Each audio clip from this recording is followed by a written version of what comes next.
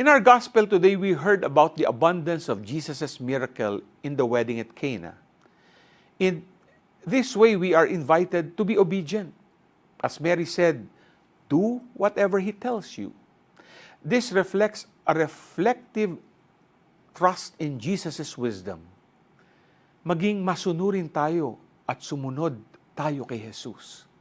Let us willingly follow Him even if we do not know the outcome. Minsan kasi, takot tayo sumubok dahil nababahala tayo sa kalalabasan nito. It may be good or bad, but when we follow Christ, that good will become great. Sa kanyang pag-transform ng water into wine, maiaangkla natin ito sa buhay natin when Jesus turns something ordinary in our life into something extraordinary. It helps us strengthen our faith in Him. Huwag tayong matakot, magtiwala at sumunod kay Kristo.